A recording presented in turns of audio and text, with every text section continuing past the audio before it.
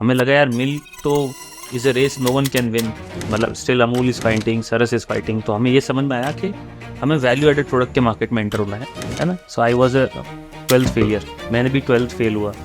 Education policy है उसमें इस तरह का वर्कआउट होना चाहिए कि यार बंदे को सारा नॉलेज होना चाहिए। एक साल वो प्रिपेयर कराना चाहिए। Then I entered into the industry, पता चला सब पनीर नकली बिक रहा है, नहीं तो फिर अमूल और सरस का इतना क्यों नहीं बिक रहा है। तो लास्ट ईयर का रेवेन्यू आप बता 35 CR। तो नमस्ते दोस्तों, welcome to money minutes podcast. आज हमारे साथ है मिस्टर निर्मल जी, जो कि फाउंडर एंड सीईओ ऑफ है मिल्क स्टेशन। उन्होंने आज जानेंगे उनकी जर्नी की, कैसे उन्होंने कंपनी बिल्ड करी और कैसे आप लोग उनसे इंस्पायर होकर सीख सकते हैं अगर आप फूड इंडस्ट्री या डेयरी इंडस्ट्री में अपनी कंपनी डालना चाहते हैं। तो so welcome to the podcast Nirmal ji. Thank you Aditya, thank you for bringing me on your podcast channel. और जर्नी तो मतलब मैं एक इंजीनियरिंग बैकग्राउंड से हूँ, सो ऑब्वियसली डेयरी तो मेरा कोई वास्ता भी नहीं है। But yes, being engineering background ये भी एक है कि हमें एनालिसिस करना जल्दी आता है। तो मुझे लगा कि यार फूड इंडस्ट्री एक अच्छा ग्रोइंग बिजनेस है और कंज्यूमर सेगमेंट में आना हमारा थोड़ा सा रोल था कि कंज्यूमर सेगमेंट में हम आना चाहते हैं। So that's why we chose dairy and the journey starts very long back in 2016 almost. मेरे फैमिली के खुद के कुछ बिजनेसेस थे जो मैं बैंगलोर में जॉब कर रहा था एलन करियर इंस्टीट्यूट में, वो मैं छोड़ के यहाँ आया था एंड फैमिली बिजनेसेस मैंने वाइंड अप किए। Then I thought of starting a new business, a new venture. So obviously हर इंजीनियर की तरह मैं भी दिल्ली बैंगलोर रहा था, यूपीएससी की तैयारी भी की थी। राइट। हाँ, हमने मतलब सबको ये भी बता दें कि सर ने 3 साल यूपीएससी की तैयारी करी, उसके बाद बैंगलोर गए आप, right? I have prepared for civil services three years और उसके बाद मैंने जब 3 साल बाद भी मेरा सिलेक्शन हुआ नहीं, I wrote mains once, but selection नहीं होने से, बिकॉज ये बहुत लॉन्ग प्रोसेस है और सबका अपना अपना पेशेंस और टाइमिंग होता है। सो मैं वहाँ से फिर बैंगलोर चला गया जॉब के लिए। ऑब्वियसली सबको आगे तो बढ़ना होता है, तो जॉब के लिए मैं बैंगलोर एलन में गया था। वहाँ मैंने 1-2 साल जॉब किया था, तो I was at good package. Then घर से थोड़ा बुलाना आया कि यार घर आ जाता है, बिजनेस संभालना है वगैरह। Business was going to wrong times. 2016-17 was not very good time in India for businesses. So मैं आया वापस, I saw the all the finances और सब कुछ देख के मुझे समझ में आया that EV was just launching, we were in to automobile sectors. So EV और कार शोरूम्स वगैरह सब इतने अच्छे चल नहीं रहे थे। I thought of winding it up and start a new business. So obviously as every other engineer वो कीड़ा था यूट्यूब और ये सब से, तो यार लगा कि यार कुछ फार्म फ्रेश मिल्क का या ऐसा कुछ काम करते हैं जो डायरेक्ट कंज्यूमर वगैरह को टच करेगा। सो कुछ किया भी मैंने। Then I went on plan some business models, 2-3 business के बारे में स्टडी किया, उनको वर्कआउट किया, बिकॉज प्लानिंग इज एवरीथिंग। ये मेरा इतने सालों बाद का एक तजुर्बा है कि planning is everything. If you don't have a plan, don't go for it. ये तो डे 1 से आपको ध्यान रखना है, बिकॉज प्रिपरेशन प्लानिंग के साथ आता है प्रिपरेशन। आप प्लान करोगे तो प्रिपेयर करोगे तो सक्सेस हो। दिस इज द मूल मतलब मंत्रा, सक्सेस मंत्रा जो बोलते हैं ना कोई भी बिजनेस का। अब मैं तो इतना सक्सेसफुल भी नहीं हूँ, we are very small business, SMEs है हम तो, लेकिन ठीक है, शुरू करना है तो कहीं से तो करना पड़ेगा। Everything has a first step, so this was our first step. तो वहाँ से हमने शुरू किया। हमने फिर बहुत सारे काम किए, हमने हाइड्रोपोनिक्स भी किया, सब कुछ किया। I thought of starting farm fresh dairy business. वहाँ पे मुझे लगा कि यार being from a technical background ये तो मुश्किल है थोड़ा, because farmers are doing tremendous job in India, मतलब वी शुड रेस्पेक्ट देम। अन्नदाता है तो है वो, और हम नहीं कर सकते रोज ये सब। मतलब मैं पर्सनली तो नहीं कर सकता, मैंने किया भी। I have tried for 2 years, मैंने हाइड्रोपोनिक्स किया, खेती की है, सब किया है मैंने। मतलब हो जाता है धीरे धीरे, वक्त के साथ तो सीखना ही पड़ा, कर भी लिया मैंने। बट फिर मुझे समझ में आया कि यार मैं क्या स्टार्ट करना चाह रहा था जो मास को फ़ायदा दे, जो कुछ मास के लिए हो। वो करने के लिए मुझे कुछ टेक्निकली जाना पड़ेगा। So I thought of starting a processing business जहाँ पे मिल्क प्रोसेस हो, देन हम लोगों तक अपना मिल्क पहुँचाएं। एंड यहाँ मिल्क चुनना मेरे लिए एक बहुत बड़ी वजह ये थी, Rajasthan was the largest milk producing state of India. India is the largest milk producer in the world. Rajasthan largest milk producer है। उसके बाद जो वेस्टर्न राजस्थान है, ये राजस्थान में टॉप मिल्क प्रोड्यूसर। उसके बावजूद भी यहाँ there was not much of processing companies working around here. All the companies are from Jaipur और that side of the Rajasthan, या दिल्ली से हैं, या otherwise you have to go to Gujarat. So वो मुझे एक अच्छी अपॉर्चुनिटी दिखी. I saw it as a vacuum in this area कि यार we are sitting in the Asia's largest ghee mandi Jodhpur, and कोई घी की प्रोसेसिंग कंपनी नहीं है. इधर आई एम स्मार्ट इनफ या और smart enough to catch this, और या तो मैं फेल हो जाऊंगा. ये मुझे लगा था, डर भी था ये. बट सोचा लेट्स स्टार्ट. फेल मतलब कितना ही फेल हो जाएंगे, थोड़ा बहुत तो चलेगा, बिजनेस है आखिर. So being from a business background भी थे, हम लोग का फैमिली बिजनेस भी था, तो इतना तो समझ था कि यार बिजनेस फेल नहीं होगा. तो हमने किक ऑफ किया. देन 2019 केम. मतलब 2018 was very bad time for automobile sector. Almost बहुत सारी कंपनीज भी बंद हुई थी वगैरह. तो ये हम यहाँ तक पहुंचे थे. अच्छा, इसमें मेरा एक क्वेश्चन ये था कि आपने जो डिसीजन लिया कि यार ऑटोमोबाइल सेक्टर नहीं चल रहा है, तो उसका कुछ बैकग्राउंड बताइए, क्योंकि मुझे लगता है कई बार एंटरप्रेन्योर्स के लिए ये बहुत इंपॉर्टेंट होता है कि यार कुछ नहीं चल रहा, उसको बंद करना बहुत डिफिकल्ट होता है. सो पहला मंत्र अगर ये है ना प्रिपरेशन, तो दूसरा मंत्र यही है actually, decision making. Decision making is everything. You can go for any decision you like, है ना. लाइफ में आपके पास हर वक्त चॉइस होती है, चाहे गलत करो सही करो. आपको बोलते मतलब मैं भी एक उम्र तक रोया था यार, मैंने इंजीनियरिंग की, और ज़्यादातर इंजीनियर्स का इंडिया में यही केस होगा, कि माँ बाप ने करवा दी वाला, है ना. So I was a 12th failure. मैंने भी 12th फेल हुआ. तो मैं उस वक्त बहुत कोसा भी अपने माँ बाप को, यार क्या आप नहीं करवाते तो मैं तो पास हो जाता, मैं कुछ और लेता तो पास हो जाता, आपकी वजह से मैं फेल हो गया. उस वक्त समझ कम होती उस है, वक्त तो मुझे वही लगता होती है, समझ आएगी. देन जैसे जैसे ईयर्स पास ऑन हुए, मैं इंजीनियरिंग के थर्ड फोर्थ ईयर में आया ना, एंड आई रियलाइज्ड कि हमारे पास चॉइसेस होती है, ऑप्शंस होते हैं, हम कुछ भी कर सकते थे, हमें बस किसी पे थोपना होता है. सो डिसीजन मेकिंग वहीं तो आता है. अगर मैंने उस वक्त डिसीजन ले लिया होता तो मैं कुछ और होता. तो और बीइंग ऐसा जरूरी थोड़ी उनके कहने पे इंजीनियरिंग करते बाद में अपने पैशन को परस्यू करो. So decision making is everything. अभी इंजीनियरिंग, देन उसके बाद सिविल सर्विसेज. मतलब मेरा तो ये मानना है, इंडिया में हर स्टूडेंट का ना एजुकेशन का जो फंडामेंटल्स होना चाहिए वो सिविल सर्विसेज के स्टाइल में होना चाहिए. मतलब हमारा कैरिकुलम या जो एजुकेशन पॉलिसी है उसमें इस तरह का वर्कआउट होना चाहिए कि यार बंदे को सारा नॉलेज होना चाहिए, एटलीस्ट एक साल वो प्रिपेयर कराना चाहिए. करवाना ही चाहिए. मतलब 10th तो मेरे हिसाब से 10th वैसी होनी चाहिए, बिकॉज उसके बाद वो चुन सके मुझे डॉक्टर बनना है या इंजीनियर बनना है. सो आई गेस 10th का कैरिकुलम इस तरफ का होना चाहिए जहाँ उसको सब कुछ सिखाया जाए. और देखा जाए तो सिविल सर्विस में हम वही पढ़ते हैं, 5th से लेके 12th तक की एनसीईआरटीज पढ़ाते हैं हमको. तो वहाँ सिविल सर्विस भी एक एनालिटिकल स्किल्स देता है कि यार इंडिया का इकोनॉमी कैसा है, इंडिया का जोग्राफिकल कंडीशन कैसा है, how do you analyse the market, कहाँ बढ़ेगा कहाँ घटेगा. तो वो मुझे बहुत हेल्प किया था. जब मैं 17 में वापस अपने होम टाउन शिफ्ट हुआ, पाली. पाली एक बहुत छोटा सा शहर है राजस्थान में. और यहाँ जब मैं आया, सो आई केम बैक फ्रॉम बैंगलोर, और वहाँ ईवीज लॉन्च हो गए थे. सो हम ऑटोमोबाइल सेक्टर में थे. मेरे को ये दिखा यार कि आज we had a company showroom. मुझे लगा यार already there are 7 to 8 competitors in the market. When EV will arrive in the market in small cities, आज तो यहाँ सब है, तो 20-25 कॉम्पिटिटर्स हो जाएंगे, कैसे सर्वाइव करेंगे. और सेल कम होगा, बिकॉज कंज्यूमर सडनली थोड़ी बढ़ जाएगा, सेल कम हो जाएगा. सो वहाँ मैंने एक डिसीजन बनाया. मैंने सारा अपना फाइनेंसेस स्टडी किया और तुरंत उसको बंद करने का डिसीजन लिया विद इन 6 months. तो ऑब्वियसली 2017 का सारा डेटा मैंने एनालिस किया.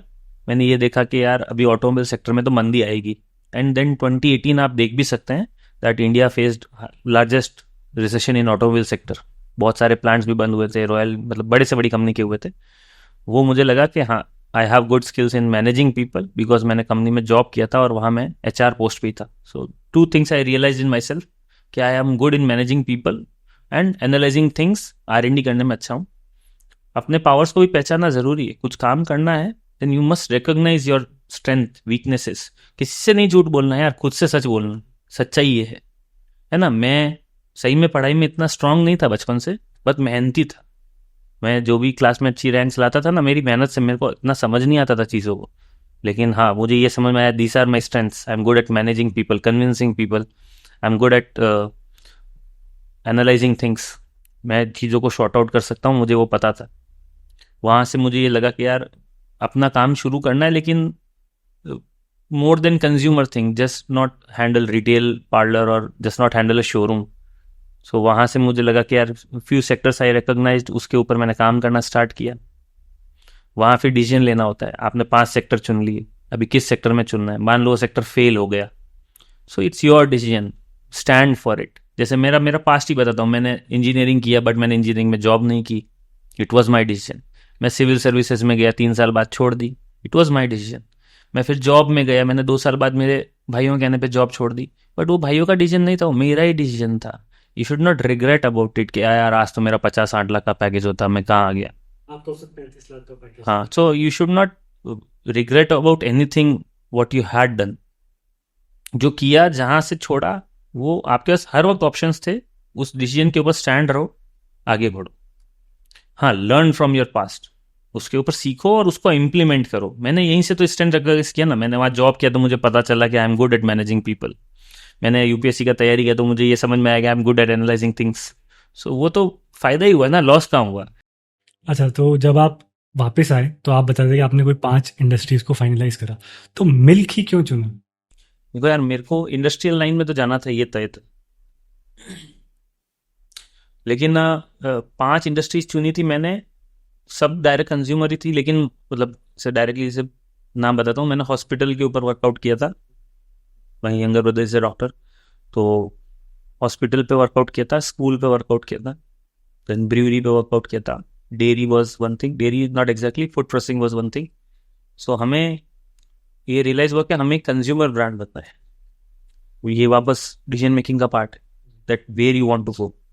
तो कंज्यूमर ब्रांड बनने के लिए इनमें से सबसे अच्छा कौन सा है, उसमें हमने सोचा यार डेयरी ही क्यों। सो डेयरी में मिल्क है, मिल्क ही नहीं है ना, बहुत कुछ है, पाउडर प्लांट है, चीज है, आइसक्रीम है, मिल्क शेक्स है, देयर आर मेनी थिंग्स। हमें कंज्यूमर ब्रांड बनना था, उसमें सबसे easy to enter, and being a new to this background, एक तो इजी टू एंटर था, ऊपर इजी टू अवेलेबल था, raw material was easy to find, यहाँ सब इजीली अवेलेबल था। मैंने आपको बताया राजस्थान मिल्क प्रोड्यूसिंग स्टेट है वगैरह, ऐसे तो मिल्क पूरे इंडिया में इजीली अवेलेबल है। लेकिन हाँ, हमने फिर उस पर स्टडी किया, नेक्स्ट पार्ट वॉज यह स्टडी किया कि मिल्क ही क्यों, मिल्क के अंदर क्या। तो हमने वैल्यू एडेड प्रोडक्ट्स को स्टडी किया, मिल्क को स्टडी किया, हमें लगा यार मिल्क तो is a race no one can win, मतलब still Amul is fighting, Saras is fighting. तो हमें ये समझ में आया कि हमें वैल्यू एडेड प्रोडक्ट के मार्केट में एंटर होना है। मिल्क इज मतलब is essential commodity to India और ऑलरेडी अबंडेंट में, सो अबंडेंट प्रोडक्ट की वैल्यू कम हो जाती है, ऑलरेडी हम एक्सपोर्ट करने पर आ चुके हैं। तो अभी नेक्स्ट फेज में एंटर होना ही है, इंडिया को भी नेक्स्ट फेज में एंटर होना है, that we will go for the nutritional thing, we will go for the protein thing. अभी आप सुनते हैं हर जगह के यार प्रोटीन डेफिशिएंसी नहीं आना चाहिए, न्यूट्रिशन डेफिशिएंसी नहीं आना चाहिए, तो वो ऑब्वियसली वैल्यू एडेड प्रोडक्ट ही फुलफिल कर पाएगा। सो प्रोडक्ट्स लाइक चीज, आइसक्रीम या पनीर, इन सब का मार्केट अब और बड़ा बनेगा। वो सब उस वक्त एनालाइज करना पड़ता है, वो it's not a one day journey, वो आपको रोज सोचना पड़ता है। 10 दिन आप एक चीज स्टडी करते हो, देन 10 दिन बाद रियलाइज होता है नहीं स्किप हो गया, वापस स्टडी करो उसको, ये गलत था, ऐसा नहीं हो सकता, हमें ये करना पड़ेगा। वो आपका पर्सनल चॉइस भी है।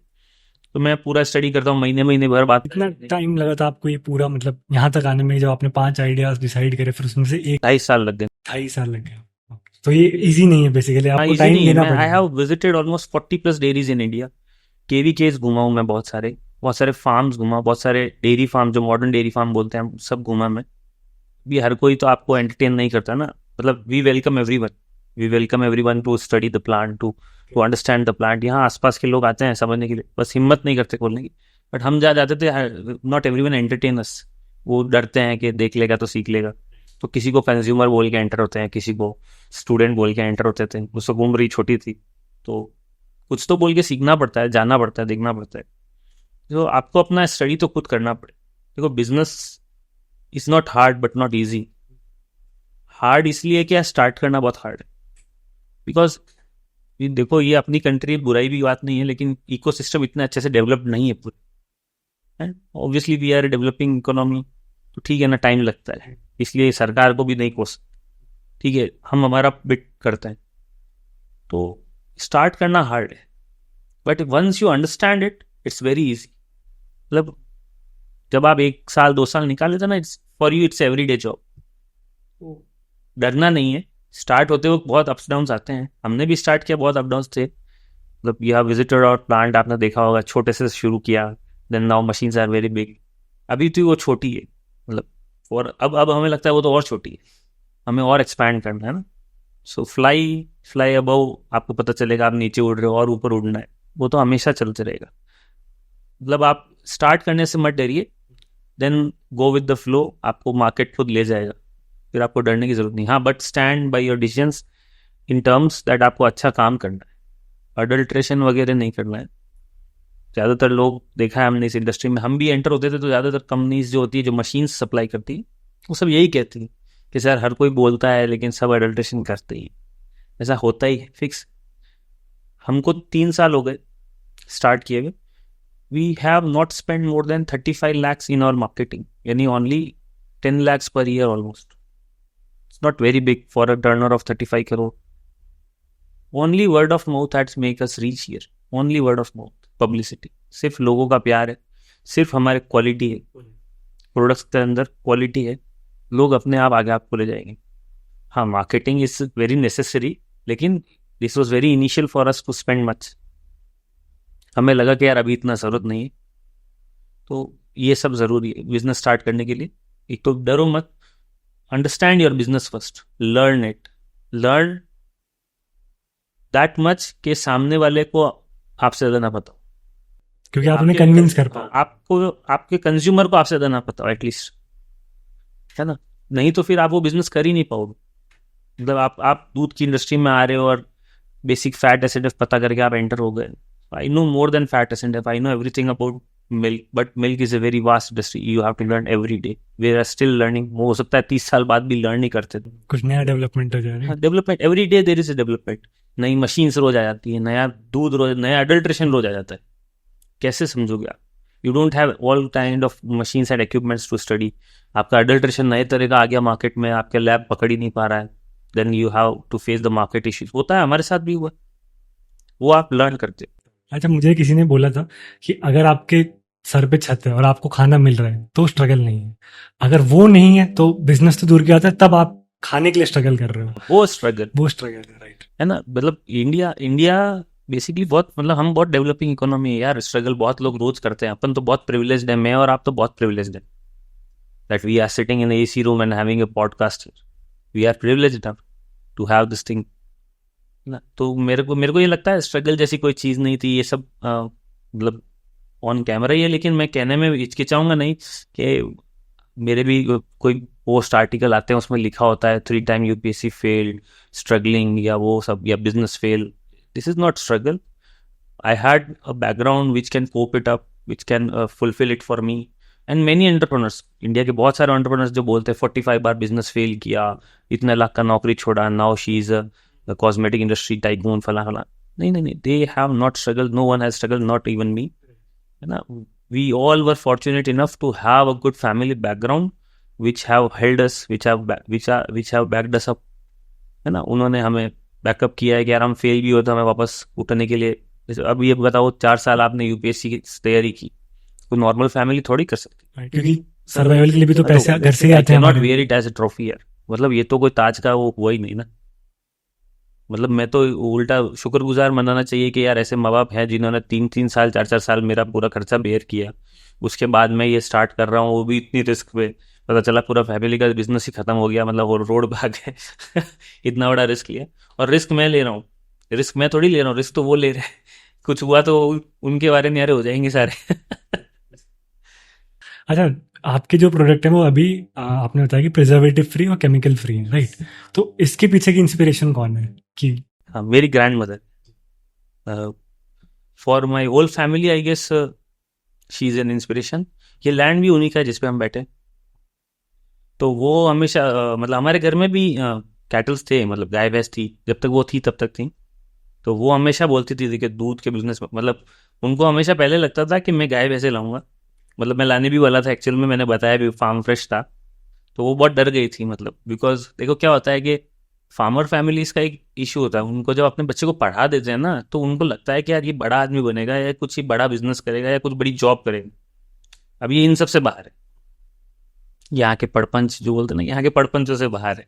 तो मैं ऑब्वियसली जॉब में भी था, उनका यही हमेशा था, यार तू जॉब छोड़ गया, यार तू जॉब छोड़ गया, वो रोती रहती थी। फिर उनको और पता चला ऊपर से ये और कैटल बिजनेस में आ रहा है तो और डर गई, वो तो रोने लग गई है बोल के, मतलब किसको कहाँ बुला दिया तुम लोगों ने, इसके जिंदगी खराब कर दी वगैरह। मैं समझाता था, अरे मैंने कहा ऐसे कोई रोज थोड़ी बैठ के दूध वूध निकालूंगा मैं, there will be machines and everything, अच्छा एकदम साफ सुथरा काम है।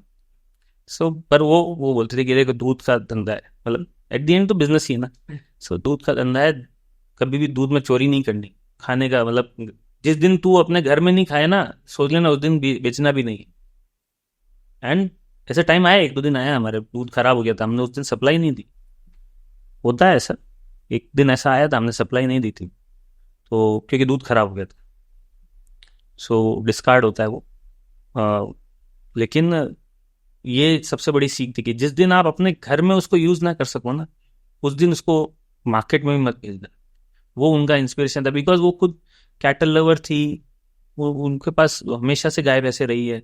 हमको भी कैटल से मतलब लगाव इसीलिए था क्योंकि हमारे दादी वगैरह दूध दूध निकालती थी वगैरह, और इसलिए मेरे को हमेशा वो भी था रूट टच के, यार नहीं दूध, मैं अच्छा मिल्क लवर भी, तो मुझे दूध पसंद भी हुआ था, मैं दिन में 3 टाइम दूध पीता हूँ।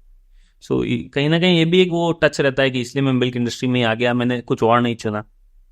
दो we will start all this businesses which we have told, मतलब इन और जर्नी हम ये सब भी करेंगे अगर सब सही रहा तो। राइट। अच्छा, तो इसी के मेरा क्वेश्चन ये था कि अभी हम क्या क्या प्लान कर रहे हैं, जैसे अभी आपने बताया, एक बार ऑडियंस के साथ भी शेयर कर लेते हैं जो नेक्स्ट लाइन ऑफ प्रोडक्ट्स हमारे। सो अभी तो हमारे रेगुलर मिल्क पोर्टफोलियो में सारे फ्रेश प्रोडक्ट्स जो होते हैं, दूध दही छाछ लस्सी घी पनीर। So just now we have launch और आइसक्रीम अभी हमने लॉन्च कर दी, अभी हम टेस्ट भी करेंगे। तो सो आइसक्रीम इज ऑल्सो कोई भी सिंथेटिक कलर या सिंथेटिक प्रिजर्वेटिव या सिंथेटिक इमल्सिफायर या बाइंडर्स वगैरह हमने यूज़ नहीं किए, सब नेचुरल एक्सट्रैक्ट्स यूज़ किए। ये एक हमारे लिए टास्क था इधर, क्योंकि यहाँ मुश्किल से भी मिलता है, सप्लायर्स भी मुश्किल से मिलते हैं, लेकिन we wanted to build something which is good for the consumers. आजकल आप देखते हैं ना लोग, अभी consumer is now more aware than before. अभी ग्लोबलाइज वर्ल्ड है, इंटरनेट इज देयर, हर चीज़ को गूगल कर सकते हो, टेक्स्ट कोई गूगल हो जाता है, स्कैन करो तो सब उसको पता चलता है व्हाट ही इज कंज्यूमिंग, कितने बड़े बड़े केसेस हो जाते हैं।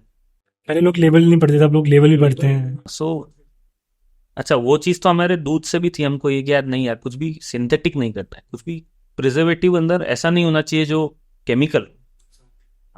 सो कोई भी कलर नहीं ऐड होना चाहिए, एसेंस नहीं होना चाहिए, एसेंस हो तो नेचुरल एसेंस हो उसका, फ्रूट का खुद का भी आजकल नेचुरल एक्सट्रैक्ट्स मिलते हैं, तो हमने बस वैसे प्रोडक्ट्स यूज किए। होता है थोड़ा सा महंगा हो जाता है, मानते हैं हम, लेकिन ठीक है, हर चीज़ का मार्केट है, हमारा भी बनेगा।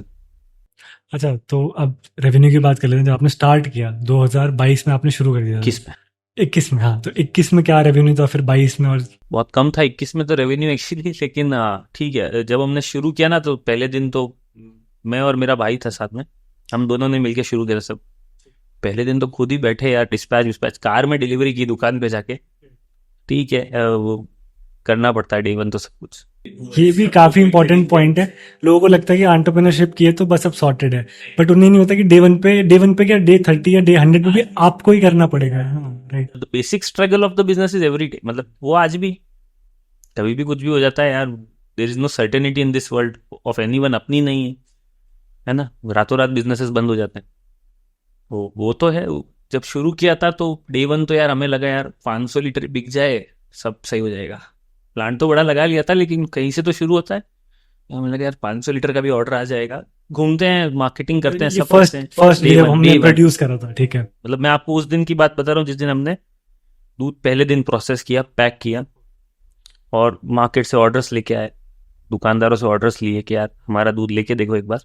तो 500 litre means what, around 40-50 crates होते हैं। हमें लगा यार ये भी बिकेंगे नहीं, हमें ये भी पता था, आ तो गया था ऑर्डर, पर हमें पता था रिजेक्शंस होंगे, मार्केट डिनाई करेगा, because you are standing against the big companies of the world, you are standing against Saras Amul, यहाँ 2-3 ही है। तो हमें लगा यार बहुत मुश्किल होगा, गए मार्केट में, रिजेक्शंस भी हुए, बट वही मैंने बोला ना, you have to stand for it. आपको अप डाउन आएंगे, आपको रुकना है थोड़ा, है ना, मार्केट ऐसे फर्स्ट डे रेस्पॉन्स थोड़ी देगा, है ना, and that too to a new company जो कि 40-50 साल पुरानी कंपनियों के सामने खड़ी हुई है। यहाँ पे कोई भी प्राइवेट प्लेयर नहीं था पूरे वेस्टर्न राजस्थान में, there is no private player in milk industry. This is my biggest analysis in this thing, कि मेरे को ये लगता था कि यहाँ बहुत स्कोप है, क्योंकि people from Rajasthan are more in migration. आप देखेंगे तो राजस्थानी हर जगह बिजनेस में मौजूद है ना, पूरे इंडिया में।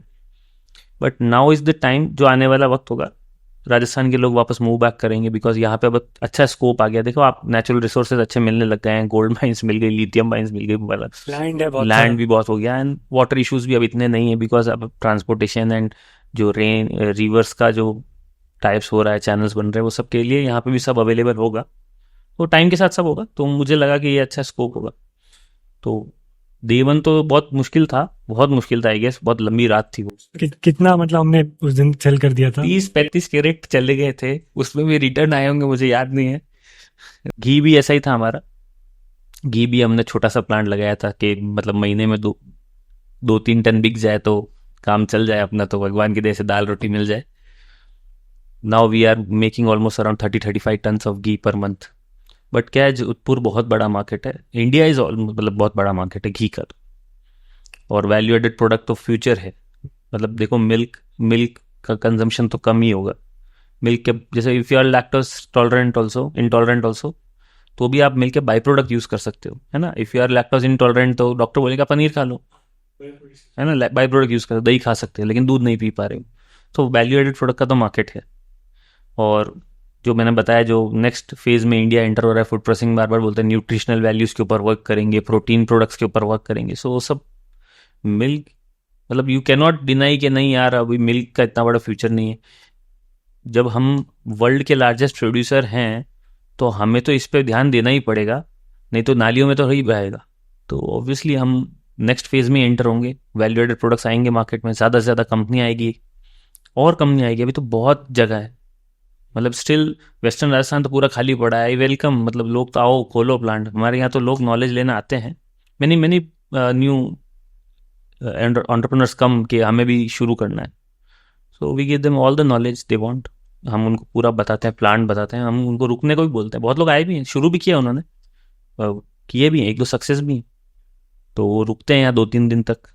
We don't have any school और समथिंग लाइक दैट। ठीक है, नोन होता है, रेफरेंस के थ्रू या म्यूचुअल फ्रेंड के थ्रू आता है, समझने के लिए समझता है, और फिर उसको समझ में आता है कैसे करना है, मार्केट में एंटर कैसे होना है। सबसे बड़ी दिक्कत आई गेस यही आती है ना सबको, गो टू मार्केट। जो आजकल क्या होता है, टर्मिनोलॉजीज बहुत भारी भारी हो गए हैं एक्चुअली, है ना। वो पता नहीं क्या CTR, और मैं गया 1-2 कोहर्ट प्रोग्राम अटेंड करने यार, सीखने के लिए। मुझे लगा मैं कुछ गलत तो नहीं कर रहा हूँ करके, मैं गया था, भाई साहब बहुत भारी। मुझे लगा मुझे कुछ आता ही नहीं है, फिर उन्होंने मेरा रेवेन्यू सुना और उनको लगा उन्हें कुछ नहीं आता है। So there is no particular class for this, है ना। आपको बेसिक बिजनेस आना चाहिए, डेबिट और क्रेडिट, क्या आया क्या गया आना चाहिए, इससे अलावा कुछ नहीं है ना boss. No cohort can help you more than yourself. Basic business सीखने के लिए आपके पास बहुत यूट्यूब चैनल्स हैं, किससे भी सीखो, कोई किसी को पैसे या स्टेक देने की जरूरत नहीं है ना। अच्छा, आप करते हो तो जो चैलेंज आएंगे आप वो खुद ही सॉल्व करने लग जाओ। इतना कोवर्ट वाले को दोगे ना, उससे अच्छा लॉस खा लो, at least you will know that ये लॉस आगे नहीं खाना है। मैं हुआ ऐसा कोवर्ट वाले प्रोग्राम में, मेरे साथ होता है ऐसा। वो एक्सेल बनवाते मुझसे, बोला ऐसे एक्सेल बताओ प्रोडक्ट की क्या कॉस्ट आई। मैंने कहा ऐसे प्रोडक्ट बनता थोड़ी है सर, वो तो बनते तो वक्त ही पता चलता है कैसे बनेगा। See this is the harsh reality, that in theorem और theory, I guess you are also engineer, maybe theorem और थ्योरी में सब सक्सेस है, प्रैक्टिकली तो फिर कब तक अपन मार्स पे पहुंच गए होते ना। हाँ, तो प्रैक्टिकली चीज़ें चेंज हो जाती है ना। फर्स्ट ईयर का रेवेन्यू इतना ड्रास्टिक नहीं था, बट हाँ पीछे से बहुत फास्ट चले हम। देन मार्केट ने बहुत अच्छा रिस्पॉन्स दिया। उसमें मिल्क का कितना परसेंटेज था 10 करोड़ में? वो मिल्क ज़्यादा था उसमें, तो हमारा फर्स्ट ईयर तो एक्चुअली कोई फोकस ही नहीं था। फर्स्ट ईयर तो ये था जैसे ये ना, ये गेन प्रक्रिया मार्केट में प्रोडक्ट जाना चाहिए, और यही होना चाहिए I guess for every other entrepreneur. ये सब बोलने की बात है, you just hear the terminologies that fix होना चाहिए, ये होना चाहिए। अरे मार्केट ही आपको रिस्पॉन्स नहीं देगा तो how will you fix your product. आपने मान लेते हैं कि सब biodegradable products are there in the market, market को भी तो रिस्पॉन्ड करना पड़ेगा ना। People have to understand the product value, product की यूटिलाइजेशन, कहते हैं ना वो गो टू मार्केट फिट होना चाहिए, मार्केट फिट है कि नहीं। तो वो सब टर्मिनोलॉजी के लिए ठीक है, लेकिन प्रैक्टिकली यही सच्चाई है कि आप करके देखोगे तब आपको सब पता चलेगा कौन सा प्रोडक्ट सही है या नहीं। आपके सोचने से या थ्योरी बनाने से कुछ नहीं होगा, है ना। और सब कॉस्ट बाद में ही पता चलता है, डे वन कुछ नहीं पता चलता है। बहुत सारे एंटरप्रेन्योर्स को मैं देखता हूँ, वो आते हैं हमसे पूछते सर प्रॉफिट कैसे निकाले, पहले दिन पेपर में निकाल लो आप, अच्छी बात है, यू आर, मैंने कहा ना preparation is good, planning is good, but planning for a business is good. पूरा पेपर में घुस जाओगे तो फिर स्टूडियस हो जाओगे, तो then go for PhD, become a good consultant, वो कर सकते हो। बिजनेस में तो आना है तो प्रैक्टिकली आना पड़ेगा। नेक्स्ट ईयर फिर हमने फोकस किया कि यार वैल्यू एडेड प्रोडक्ट का परसेंटेज बढ़ाएं हम। तो पहले ईयर तो हमारा ऑलमोस्ट 90% मिल्क था, 10% ही बाई प्रोडक्ट था। फिर सेकेंड ईयर भी हमने बिजनेस के ऊपर फोकस किया, तो हमने ऑलमोस्ट हमारे टर्नओवर को 28 CR पे ले गए। बट थर्ड ईयर जब आया तब हमने अपना फोकस को चेंज किया, शिफ्ट, जो हमारे फंडामेंटल्स पे हमको आना था कि हमने फाउंडेशन क्यों किया था कंपनी का वैल्यू एडेड प्रोडक्ट की, तो अब हमने दूध की सेल को रोका कि अब बस वैल्यू एडेड प्रोडक्ट पे फोकस। तब हमने रेशियो भी चेंज किया, अभी हमारा रेशियो 60-40 का, 60% मिल्क है, 40% वैल्यू एडेड प्रोडक्ट। इसलिए रोका कि यार सेल तो हम और बढ़ा सकते थे ना, 40 करोड़ कर देते, क्या होता है उससे, बट लेकिन फिर तो वो, अच्छा ये भी एक सीखने की बात है ना, you don't have to enter in. आप जब भागते हो ना तो आपको लगता है ये रेस तो मेरे को जीतनी है। वो यूपीएससी में भी ऐसा हुआ था हमारे साथ, इधर यू आर पास और यू आर फेल, और वो हर साल ऐसा लगता है वापस दे देता हूँ, वापस दे देता हूँ, थोड़ा सा। तो वैसे ही मिल्क की रेस भी ऐसी है, इस साल थोड़ा सा और ज्यादा दूध बेचते हैं, और ज्यादा टर्नओवर होगा, नहीं, you have to cut out of it, आपको बाहर आना ही पड़ेगा। You have to recognise your market, आपको इसलिए वहां सोचना पड़ता है, नहीं यार मैं तो इसमें कभी था ही नहीं, तो वहां रुको। हाँ, देन डिसीजन मेकिंग कम्स कि अभी हमें मिल्क की सेल को रोकना है, इतनी करनी जो हो रही है उसका ऑर्गेनिक ग्रोथ होने दो, उसके बाद आप बाई प्रोडक्ट पे फोकस करो। तो हमने बाई प्रोडक्ट को पुश करना स्टार्ट किया। तो वी आर वेरी ग्लैड कि हमारा कर्ड सेल बहुत अच्छा है, हमारा कर्ड पूरे मार्केट में बहुत अच्छे से एक्सेप्टेड है, अच्छी अच्छी कंपनीज भी यहाँ की है, तो हमारे सैंपल्स लेके जाती है देखने के लिए कि हमने क्या किया है सर, हमने कुछ भी नहीं किया है सर, हमने सिर्फ नॉर्मल कर्ड दिया है तो ये अच्छी बात है। और घी भी हमारा अच्छा सेल हो रहा है, तो ये अभी हमारा 60-40 रेशियो आ गया ऑलमोस्ट। हाँ, तो लास्ट ईयर का रेवेन्यू जो आप बता रहे 35 CR था, 35 से था, मार्च क्लोज हुआ है हमारा। मार्च क्लोज हुआ। इस साल भी हमारा फोकस इतना ज़्यादा नहीं है, 38-36 ही है, ऐसा कुछ। हमने कभी भी ऐसे मार्केट को ऐसे पुश नहीं किया, हमारे डिस्ट्रीब्यूटर्स को या किसी को टारगेट्स नहीं दिए कभी। अच्छा, नेक्स्ट क्वेश्चन मेरा था कि आपको क्या लगता है कि अभी तक जो भी आपने फेजेस देखे लाइफ के, क्या वो आपको कंपनी रन करने में हेल्प कर रहा है? फॉर एग्जांपल जैसे आप यूपीएससी आपने 3 बार दिया, फिर आपने जॉब भी करी, फिर आप वापस आए, फिर आपने यहाँ पे भी बहुत सारी चीजें ट्राई करी, तो क्या लाइफ फुल सर्कल हो रही है, आपको लग रहा है ऐसा? मैं तो ये अच्छा बोला आपने, मतलब लाइफ के फेजेस है ना, एक्चुअली लाइफ हम सही में फेजेस में ही जीते हैं, उम्र में नहीं जीते, तो हम सबके फेज ही होते हैं एक्चुअली।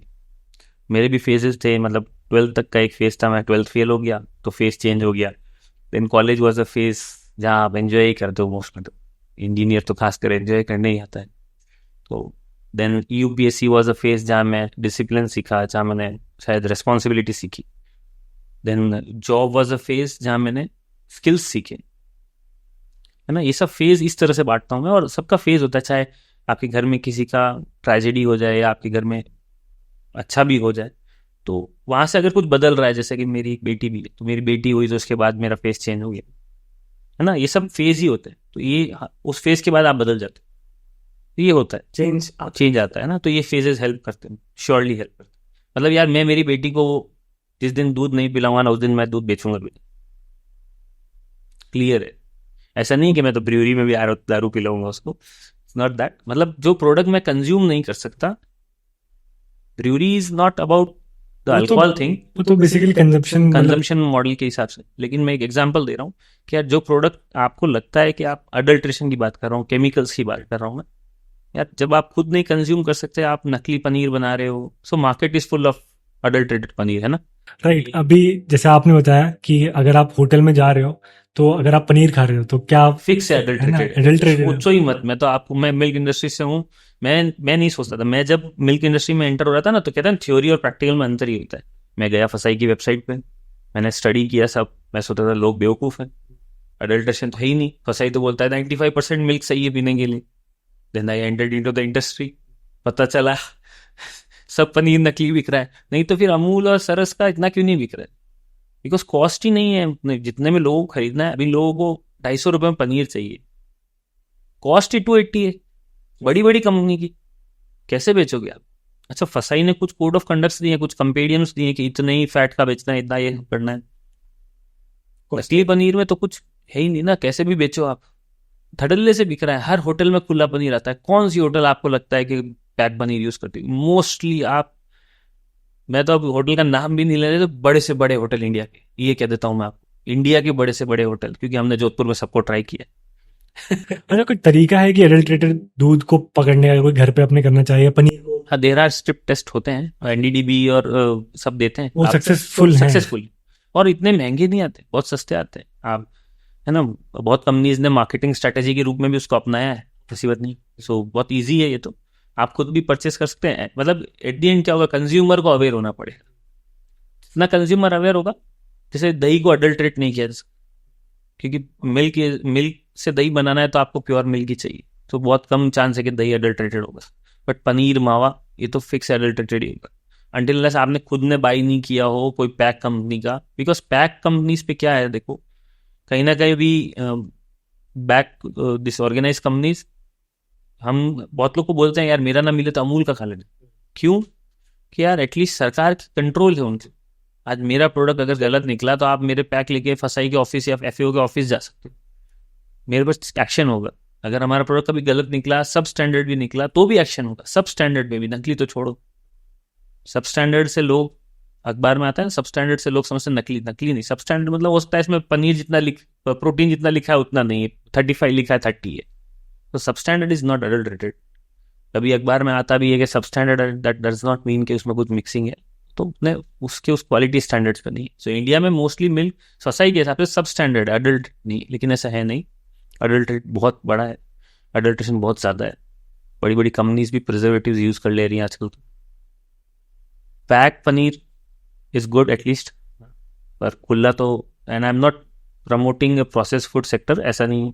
प्रोसेस फूड जो भी सरकार के कंट्रोल में रहता है, फसाई के लाइसेंस है, फसाई कभी भी आप एक्शन ले सकता है, तो ये सब तो अच्छा ही है मार्केट के लिए। नहीं तो आप कंज्यूमर या सिटीजन ही सरकार को कोसेगा, है ना। सरकार को आप एक्शन करने भी नहीं देना चाहते, और कर रही है तो आपको चाहिए भी नकली, तो दोनों काम कैसे सकते हैं? You can not maintain equilibrium in this. अच्छा, कभी आपको एक्विजिशन का या फंडिंग का ऑफर आया अभी तक अपनी जर्नी में? हाँ, छोटे मोटे तो आए हैं। तो अब आपने उसको कभी मतलब थोड़ा थॉट दिया या नहीं दिया अभी तक? हाँ, अब हम दे रहे हैं। अभी हमको क्या है कि देखिए, नेक्स्ट फेज में एंटर होना है। The thing which we wanted, always wanted to enter, cheese and ice cream. तो अभी हमने आइसक्रीम का छोटा सा प्लान डाला है। ये छोटे प्लान से तो क्या होगा, मार्केट इज टू बिग। अभी देखें राजस्थान में तो ज़्यादा कंपनीज भी नहीं है आइसक्रीम की। सो हमें पता है मार्केट बड़ा है, लेकिन ट्रेडिशनल मेथड से फंड इतना आता नहीं। So investment is good for the market, because आपको एक्सपोजर मिलता है। If the investor is strategic, तो आपको नॉलेज भी अच्छा मिलता है, मार्केट भी अच्छा मिलता है। So we are open for it, we are in talk with few companies also. अच्छा खासा फंड आ भी सकता है अगर सब कुछ सही रहा तो। अच्छा, अभी तक का आपका, आपको क्या लगता है बिगेस्ट चैलेंज क्या रहा है मिल्क स्टेशन की जर्नी में? मतलब वैसे तो गवर्नमेंट पॉलिसीज रही है लेकिन आई गेस ये नहीं पूछ रहे होंगे आप। एक्चुअली तो सही में तो गवर्नमेंट पॉलिसीज रहती हैं। सो स्टिल हमें क्लास में ऐसा लगता है कि अभी राजस्थान गवर्नमेंट या इंडिया गवर्नमेंट को बहुत सारी पॉलिसीज पर वर्क करने की जरूरत है, which should be helpful for the entrepreneurs to set up the business. Because हमने बहुत फेस किया, देखा हमने। बिकॉज आपको कोई नॉलेज नहीं है, आपको तो, आप जीरो पे हो, सडनली एक दिन ESI PF वाला आके बोलता है आपने नहीं लिया ESI का। अरे मुझे क्या पता कैसे लेना था, मुझे तो I am very GST new to business, मुझे जीएसटी का भी नॉलेज नहीं था। एग्जैक्टली, मुझे भी बहुत डिफिकल्ट सडनली लगता है। जीएसटी से डिपार्टमेंट से लोग आए, आपने इसका बिल नहीं काटा। मैंने कहा मुझे क्या पता कैसे काटना होता है, मुझे तो पता है बिल काटना होता है। मैंने बिल काट दिया, तो वो तो गड़बड़ हो गया। कुछ कुछ तो होता है, पेनल्टीज लग जाती, लगी हुई है, ऐसी बात नहीं। लेकिन ठीक है, मतलब सीखते ही सीखेंगे ना। तो गुड ट्रेनिंग प्रोग्राम्स नहीं है आई गेस। मैं भी यही बात करना था कि कुछ ऐसा हो कि जहाँ पे वो बताएं आपको कि हाँ आपका ये बिजनेस है, ये चीज These आपको are the करनी है। departments you have to deal with. These are the policies for your concerned business. These are the paperwork you have to do. नहीं करते, हेल्प नहीं करती है। होना चाहिए, गवर्नमेंट को न्यू बर्डिंग एंटरप्रेन्योर्स से मिलना चाहिए, ना कि एस्टैब्लिश से। बिकॉज अभी कैसे बहुत एस्टैब्लिश एंटरप्रेन्योर क्यों बताएगा ये सब बात, और क्या बताएगा ही वो, क्योंकि अब तो उसके लिए बहुत पास्ट जर्नी हो गई। जैसे मैं नया हूँ, 3 साल ही हूँ, मुझे पता है क्या चैलेंजेस फेस हो रहे हैं। 10 साल पुराने को क्या पता, वो तो भूल भी गया होगा। अभी इतने MBAs वर्क कर रहे होंगे, उसके लिए उसको कोई फर्क ही नहीं पड़ रहा। और अब उसके लिए वो चैलेंज में चैलेंज नहीं, क्योंकि ये सब वन टाइम का काम, पर वन टाइम में बहुत दिक्कतें आती हैं। अच्छा, इससे मेरा नेक्स्ट क्वेश्चन है कि अगर कोई भी डेयरी प्रोडक्ट्स या मिल्क प्रोडक्ट में करना चाहे अपना बिजनेस सेटअप, तो मिनिमम इन्वेस्टमेंट क्या है आपके हिसाब से? बहुत छोटा करना चाहे तो क्या मिनिमम इन्वेस्टमेंट मिल्क रहेगा? या कोई भी फूड सेक्टर भी आप करना चाहो ना, बहुत मिनिमम पे काम किया जा सकता है ना, 20 30 50 लैक्स तक भी होता है, 20 से भी शुरू होता है। हाँ, बहुत छोटी छोटी मशीन्स आती है, तो मतलब 15 लाख में भी आप सेटअप कर सकते हो, बहुत बड़ा अमाउंट नहीं है यू। 15 लाख तो आजकल क्रेडिट कार्ड पे मिल जाता है यार, अगर पर्सनल लोन्स मिल जाते हैं 5 10 लाख के, तो तभी बिजनेस करना है तो कुछ तो इन्वेस्ट करना पड़ेगा, ऐसे फ्री में तो कुछ नहीं होगा ना। बहुत लोग उम्मीद करते हैं कि मतलब, तो फिर ट्रेडिंग करेगा आप, अगर you don't want to invest anything then you are trading. एक जगह से लेके दूसरी जगह हाँ, वो बेचना। तो ट्रेड हो गया। अच्छा, जो 15 लाख में सेटअप करेंगे उससे मतलब कितना मिल्क प्रोड्यूस होता है, कितना बेच सकते हैं, कुछ अगर आइडिया एक जनरल वो ऑडियंस के लिए? कॉमर्शियली वाइबल नहीं होगा पहली बात तो you don't want to give you any false ideas या फॉल्स जस्टिफिकेशंस। कॉमर्शियली वाइबल होने के लिए आपको मिनिमम कुछ तो लगाना पड़ता है, आपको बस पायलट बेसिस पे चेक करना है तो आप लगा सकते हो। कॉमर्शियली वाइबल के लिए तो अच्छा खासा फंड लगता वही फिर आपको मतलब 50 to 1 CR तक आपको है, प्लान एटलीस्ट करना जाना पड़ेगा, राइट? क्योंकि छोटा प्लान, हाँ छोटा ऐसा नहीं है, मतलब आप जैसे छोटा 20 30 लाख की बात कर रहा हूँ तो आप सीधा डे वन से दही के बिजनेस में ही हो। You don't have to go for the big business, आप सीधा दही का पैकेजिंग करो और दही बेचो, पनीर की पैकेजिंग करो, पनीर ही बेचो, बहुत छोटा सेटअप है। पनीर का 10 लाख में काम हो जाएगा अच्छे लेवल पे, मतलब वैक्यूम पैक करो, आप अपने पनीर को प्रोसेस करके बनाओ, गुड क्वालिटी पनीर बनाओ, गो for the होरेका market. I think बहुत ही अच्छा आइडिया है कि हाँ, मैं नेक्स्ट ये कह रहा था कि होटल्स हैं, बहुत सारे ऐसे चेन्स हैं जो आप यूनिक प्रोक्योर प्रोडक्ट करते बनाओ हैं। ना, आप यूनिक प्रोडक्ट्स पे ही काम करो, होल्ड द नीश मार्केट, उसी पे काम करो, आपका पनीर स्पेशल पनीर बनाओ। अभी तो मार्केट में बहुत सारे स्कोप्स है ना, धनिया पनीर बनाओ, पेपर का पनीर बनाओ, या फ्लेवर्ड पनीर बनाओ, फ्लेवर्ड घी बनाओ। There is a new market coming in to India, तो मतलब गल्फ कंट्रीज में भी है फ्लेवर्ड घी, तो घी में ही एसेंस है, केसर का एसेंस है या ऐसा, तो बिरयानीज में काम आता है। तो मार्केट तो ढूंढना पड़ता है बॉस, ऐसा कुछ नहीं है कि मतलब बैठे बैठे कुछ नहीं होगा, बैठे बैठे कुछ नहीं होगा। आपको रिसर्च करनी आपने पड़ेगी। देखा कि यार निर्मल चौधरी ने ये किया, मैं भी कर लेता हूँ, मार्केट बहुत बड़ा, नहीं नहीं ऐसा कुछ नहीं है। आप फेल हो गए तो अपना मार्केट ढूंढो। मैंने आपको बताया जैसे एसेंस घी, मतलब फ्लेवर्ड घी, अच्छा क्वालिटी का फ्लेवर्ड घी बनाओ आप, और जाके होटल इंडस्ट्री को स्क्रैप करो, जो बिरयानी के टॉप कंपनीज है उनको ग्रैब करो, make your self a unique मतलब company who deals in that kind of product only. तो आपको उल्टा आपके प्रोडक्ट को वो हाईलाइट करेगी कि हमारे बिरयानी में ये घी चलता है, होता है ऐसा। ये तो हमने कर ली बिजनेस की बात। अब कुछ कॉमन मिथ्स जो लोगों के माइंड में, उनको थोड़ा डिबंक करते हैं, राइट? तो जैसे आपने पहले बताया, लोगों को लगता है कि दूध अगर पैकेट में मतलब कंपनीज प्रोसेस कर रही हैं तो कुछ उसमें मतलब है कि वो चल जा रहा है 1 2 दिन। तो उसके बारे में ऑडियंस को जरा हम एनलाइटन करते हैं कि क्या असली कहानी क्या है उसके पीछे। फूड सेक्टर का सबसे बड़ा सच है ये, कि ऐसे मिथ्स मार्केट में घूमते हैं कि मिल्क जो पैक हुआ है उसमें कोई ना कोई प्रिजर्वेटिव डाला होगा। I was listening to sir Avadh Ojha, actually मैं उनका स्टूडेंट रहा हूँ, तो मतलब एक उतने औरा का आदमी भी नहीं जान रहा है, may be he has not visited a plant, और तो लोगों को लगता है कि मिल्क पाउच में कोई ना कोई प्रिजर्वेटिव डाला जाता है। मैं देखा कोई कंपनी डाल रही भी हो, है ना, ऐसा तो नहीं सब दूध के दूल्हे, तो कोई डाल भी रहेगी, लेकिन ऐसा नहीं। फूड प्रोडक्ट को प्रिजर्व करने के दो ही तरीके, या तो उसका हीट से प्रोसेस करते हैं, चाहे ठंडा करे चाहे गर्म करे, दूसरा उसका पैकेजिंग का तरीका। ये दो ही तरीके हैं जो दूध को, ये दूध नहीं, मिल्क या कोई भी फूड प्रोडक्ट को प्रिजर्व करने के। आप चाहे मीट ले लो, चाहे टमाटर ले लो, चाहे मटर ले लो, या चाहे दूध ले लो। आप टेट्रा पैक लेंगे तो उसका प्रोसेसिंग का तरीका अलग है। It is a UHT milk, जिसको आपको 150 डिग्री पे हीट करते हैं, within 2 seconds you bring it down to 2 degree and immediately you pack them in Tetra pack, जिसमें 6 लेयर्ड होती है, जिसमें सनलाइट भी पास नहीं होती है और एयर भी पास नहीं होती है। अभी कोई भी फूड प्रोडक्ट को कंटेमिनेट करने के लिए क्या चाहिए? एयर, मॉइस्चर और सनलाइट, जो उसको और बढ़ाए। ये दो चीज नहीं पहुंचेगी तो दूध खराब नहीं होगा। इन और polypouch, it is LDP material, lower density polyethylene होता है, उसमें छोटे एयर माइक्रोन्स भी रहते हैं, गैप रहते हैं, और थोड़ा ट्रांसलूसेंट होता है, तो वो 2 3 दिन में खराब हो जाता है। थोड़ा इंटैक्ट रखोगे, यानी कि डीप फ्रीज में रख दो उसको, तो वो भी 5 दिन खराब नहीं होगा। तो उसमें कुछ डाला नहीं गया है, वो सिर्फ हीट मेथड से प्रिजर्व करते हैं, और पैकेजिंग सेकेंडरी रोल करता है, उसको कैसे पैक किया है उन चीज़ों से वो खराब है। और ये सब फूड प्रोडक्ट्स पे एप्लीकेबल है ना, चाहे मीट हो, चाहे फ्रूट्स हो, चाहे दूध। अच्छा, मेरा नेक्स्ट क्वेश्चन ये था कि जैसे अगर कोई दूध मंगा रहा है अपने घर में और वो 1 घंटा या 1.5 घंटा धूप में, डायरेक्ट सनलाइट नहीं है बट धूप आ रही है, मतलब पॉलिथीन है टांगी हुई है, उसमें लोग डाल के जा रहे हैं, तो क्या वो दूध मतलब खराब हो जाता है 1 घंटे में, 1.5 घंटे में? नहीं होता अगर सनलाइट हिट कर रही है उस पर? क्यों, सॉरी, प्रोसेस्ड मिल्क होगा, यानी कि पॉलीपाउच वाला मिल्क जो पैस्चराइज मिल्क, प्रोसेस से मेरा मतलब पैस्चराइज्ड, पैस्चराइज मिल्क होगा 2-3 घंटे तो उसको कुछ नहीं होगा। पर उससे ज़्यादा अगर वो पड़ा है और फिर भी नहीं फट रहा है तो पॉसिबली दे रहा है चांसेस कि उसमें अडल्ट्रेशन है, वरना फट जाना चाहिए। 4-5 घंटे से ऊपर फट जाता है एक्चुअली। और रॉ मिल्क है, यानी कि सीधा आप बोल रहे हो मैंने तो फार्म फ्रेश मंगवाते हैं, है ना, मतलब आप बहुत हाई फाई सोसाइटी वाले हो और 100 रुपये लीटर वाला दूध पीते हो और फार्म फ्रेश ही पीते हो, तो वो 2 घंटे में ही फट जाएगा। क्योंकि उसने भी प्रोक्योर, मतलब उसने भी बिल्किंग किया होगा, 1-2 घंटे उसको डिलीवरी के लगे होंगे, 1-2 घंटे में वो पहुंचा होगा। आप भी 1 घंटे बाहर छोड़ रहे होंगे क्योंकि वो तो सुबह 6 बजे जग के गया, आप थोड़ा ना 6 बजे उसको ले रहे हो। अब वो अलग बात है, कोई ले लेते हो, लेकिन 4 घंटे में रॉ मिल्क खत्म हो जाता है। फिर भी वो नहीं फटा है तो उसने कुछ पॉसिबल है कि अडल्ट्रेशन किया होगा। तो मेरा सर नेक्स्ट क्वेश्चन था कि जो A2 मिल्क और A1 मिल्क के आजकल हम बारे में काफी सुन रहे हैं, तो उसमें क्या मतलब क्या डिफरेंस है ऐसा?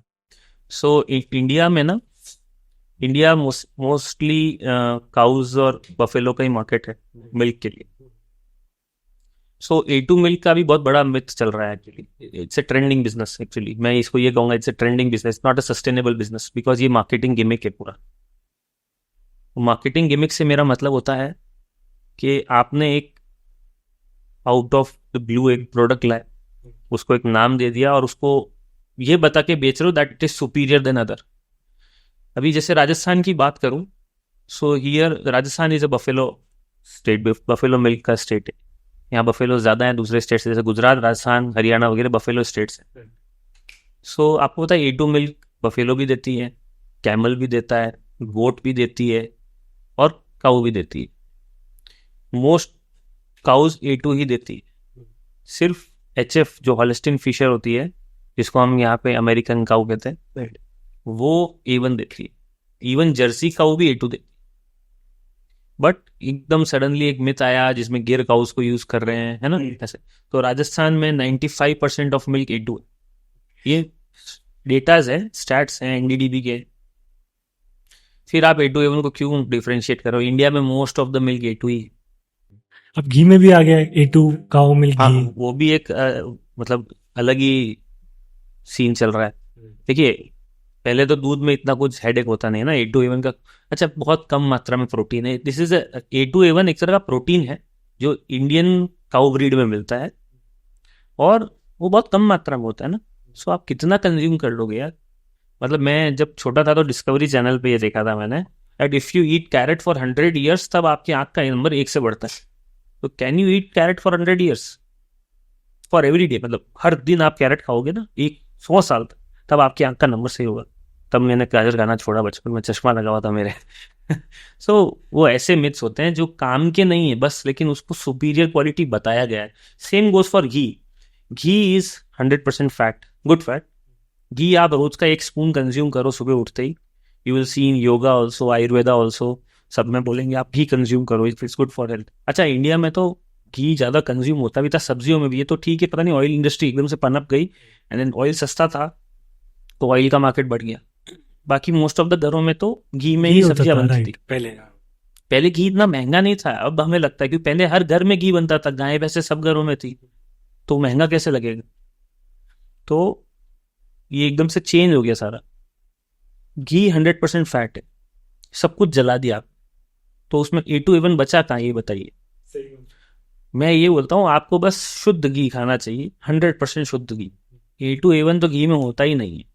Most of the companies are selling their ghee, इसलिए उन्होंने क्लियरली लिखा है मेड फ्रॉम A2 मिल्क। घी में A2 कुछ नहीं है। वो लिखते, आप देखो, वो वर्ड टाइपोग्राफी का खेल है पूरा। वो अपने पैकेजिंग पे लिखते हैं made from A2 milk, made from A2 cow grass fed milk, ऐसे ऐसे लिखते हैं। तो आप समझो, उसने कभी नहीं क्लेम किया कि उसका घी A2 है। एंड टीवी चैनल्स पे, शार्क टैंक्स पे बोलते हैं मेरे घर में तो A2 घी खाते हैं हम। और बिलोना मेथड एंड पता नहीं, मतलब बहुत सारी चीजें लिखी आ रही हैं उस पर। सो घी का मेथड अलग अलग हो सकता है बनाने का, एंड उससे उसका टेक्सचर में और कुछ ढंग तक उसकी क्वालिटी में भी चेंजेस आते हैं। लेकिन आप प्योर घी खा रहे हो तो वो अच्छा है हेल्थ के लिए। और हर चीज़ की एक लिमिट होती है, लिमिट में खाओगे तो अच्छा ही है। क्योंकि तेल भी ऐसा कुछ खराब नहीं है, लेकिन लिमिट में होना चाहिए। क्योंकि जो घी अभी बिक भी रहे हैं सर, वो इन्हीं मार्केटिंग गिमिक की वजह से 3,000 रुपये 4,000 रुपये, मतलब बहुत ज्यादा कॉस्टली हो गए हैं, मैंने हाँ, जो इतना देखा है। कॉस्टली होता नहीं है, ये तो सब बनाए हुए हैं, मिथ्स बनाए हुए हैं। क्या होता है, बिलोना मेथड से घी महंगा होता है, क्रीम मेथड से थोड़ा सस्ता होता है, देन क्रीम से बटर मेथड बनाते हैं, उसमें थोड़ा सा महंगा हो जाता है वापस। बिलोना मेथड इसलिए महंगा होता है that you make curd from milk, then you extract butter from it, तो छाछ इतनी यूटिलाइज आती नहीं है, तो वो घी थोड़ा सा महंगा हो जाता है। अदरवाइज 3-4 हज़ार तो वो हो सकता है उनकी गाय बहुत हाईफाई होती है इसलिए वरना इतना महंगा नहीं होता है। उनकी गाय मतलब रोज तुलती होगी और रोज अच्छा अच्छा चारा खाती होगी। लिखते हैं बहुत लोग कि हमारी गाय अश्वगंधा का चारा खाती है, अरे अश्वगंधा तो इतना महंगा मटेरियल ही नहीं है जितने का चारा महंगा हो गया। नहीं नहीं, most of the good grasses are very cheap. आप मोरिंगा खिलाओ गाय को तो भी इतना एक्सपेंसिव नहीं होगा, अश्वगंधा से भी इतना एक्सपेंसिव नहीं होगा। अश्वगंधा की चारा खिलाने से कितना महंगा हो जाएगा दूध, तो उससे कुछ नहीं होता है। और उसका एक्सट्रैक्ट घी में बहुत कम होता है, बहुत बहुत कम होता है, माइक्रो न्यूट्रिएंट लेवल पे होता है, तो कोई इफेक्ट नहीं है। यानी आपकी बॉडी को जो फायदा हो रहा है ना, वो उस घी से हो रहा है, ना कि इन सारी उसके चीजों माइक्रो से। न्यूट्रिएंट से नहीं हो रहा है ना। अच्छा घी खाइए बस। तो अब कुछ पर्सनल क्वेश्चन के हम राउंड कर लेते हैं, लास्ट राउंड है, इसके बाद हम कंक्लूड करेंगे।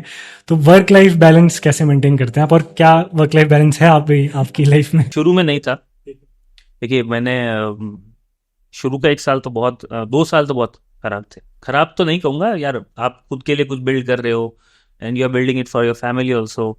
सो हाँ, ऑब्वियसली वर्क और फैमिली लाइफ रूइन तो होता है। बहुत लोग कहते हैं नहीं नहीं नहीं, मेंटेन करके चलो, don't ruin your family life, then you can not build anything. You have to be dedicated, have to give everything to it, है ना। नहीं तो फिर मत करो ना, ऐसा कोई बोझ थोड़ी दिया है भगवान ने कि करना ही है यार।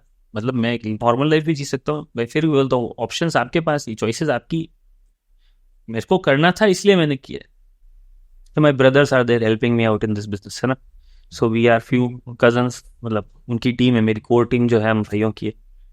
तो क्या है कि छोटा शहर है, देखो you can't find marketing experts और एमबीए पीपल और गुड एम्प्लॉयज। तो my brothers had help me out in building this company. मैं बोल रहा हूँ ना, मैं आज बस एक चेहरा बना हूँ, जरूरी नहीं मैं ही रहूँ, जरूरी नहीं कंपनी रहे ना रहे, कुछ भी कोई सर्टेनिटी नहीं है ना। तो हेल्प तो चाहिए होती। तो फिर होता है बाद में आके फिर ये सब मेंटेन हुआ। जैसे डे वन सब नहीं थे, डे वन में और मेरा एक भाई थे, तो फैमिली लाइफ तो रूइन हुई। मतलब मैं ऑलमोस्ट 1 महीना 2 महीना 3 महीना इस प्लांट पे ही सोया हूँ शुरू के, तो 3 महीने यहीं पे सोए, यहीं उठे, यहीं ऑफिस में सो गए, यहीं उठे। हाँ, घर पास ही है, लेकिन जाने का भी टाइम नहीं मिलता। प्लांट से मेरा घर पास ही है, लेकिन नहीं जा पाए। हाँ मतलब, क्योंकि रात को डिस्पैच का टाइम होता है, मिल्क इज थिंग, वो सुबह सुबह पहुंचनी होती है। देन सुबह वापस दूध लेने चले जाओ, और फिर दिन में आओ तो प्रोसेसिंग में खड़े रहो, कोई ऐसा ना हो कोई कुछ adulteration. You can't trust anyone. और स्टार्टिंग में तो ब्रांड बनानी है, एक भी चीज गलत हो गई, गलत हो गई तो आपको तो नाम तुरंत खराब बंद हो कर गया। देगा। तो आप हर वक्त खड़े हो, आप 3 घंटे सोते हो, फिर आपका भाई खड़ा होता है, वापस आप सोते हो। तो उस तरह से वर्क लाइफ और फैमिली लाइफ तो साथ में मेंटेन नहीं होती है, बट कुछ तो भोग देना पड़ेगा ना, है ना। कुछ तो ये सब तो आपको करना ही पड़ता है। And we don't count it that as a struggle, वो स्ट्रगल नहीं है। कुछ बिल्ड करने के लिए आपने कुछ किया है, हाँ अपने लेकर, मतलब you are giving back to society as a good product. ये सब अच्छी बात है, बोलने के लिए अच्छा लगता है, लेकिन आपको कुछ बिल्ड करना था इसलिए आपने उसको योगदान दिया। तो अब तो ठीक है, अब तो कोई दिक्कत नहीं आता है। अब तो हमारे पास भी टीम हो गई है, we have marketing experts also, we have और मार्केटिंग सेल्स टीम ऑल्सो, सब लोग भी हैं काम करने वाले। अब तो हम भी पैसा खर्च करते हैं थोड़ा बहुत, है ना। लेकिन डे वन नहीं था, डे वन तो सब आप ही को करना था। अभी भी मैं ही करता हूँ, कोई भी छोटा सा परचेज होता है तो मैं ही खुद करता हूँ। आइसक्रीम प्लांट था तो मैं खुद किया, या आइसक्रीम का फ्लेवर भी डेवलप करवाना है तो मैं खुद करता हूँ। क्योंकि आपको पता है ना कि कुछ भी गलत हो गया तो सब खत्म हो जाएगा, और we can not bear that, we can not afford that. अभी हमने ये बात करी ना कि ट्रस्ट का गेम है ये पूरा, अगर एक बार भी ट्रस्ट चला गया तो दोबारा गेम करने में जैसे सालों हमने लग बोला जाएंगे। हम हमारी आइसक्रीम बना रहे, तो हमने कोई भी सिंथेटिक कलर, सिंथेटिक स्टेबलाइजर्स या सिंथेटिक कोई भी कलर्स ऐड नहीं किए, सब नेचुरल एक्सट्रैक्टेड है। तो ये सब अगर मैं किसी के भरोसे छोड़ूंगा तो बना के दे देगा, बोल देगा ये डाल देना, मुझे ऐसे नहीं कर सकते, है ना। You have to be true to your consumers at least. हम इतना गारंटी के साथ बोलते हैं हमारा घी एकदम सही है, तो वी स्टैंड फॉर इट।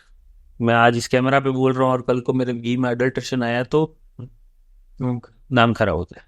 ठीक है, आपकी कुछ फेवरेट बुक्स अगर आप ऑडियंस को रिकमेंड करना चाहें तो। मैंने यार सबसे अच्छी बुक मुझे लगी थी हरमन हेसे की सिद्धार्थ था, वो मैं जरूर पढ़ता हूँ। किस बैकग्राउंड स्टोरी है recline now? So it's about a man, Siddharth, who wander around to seek happiness in the life और अपना गोल ढूंढता है।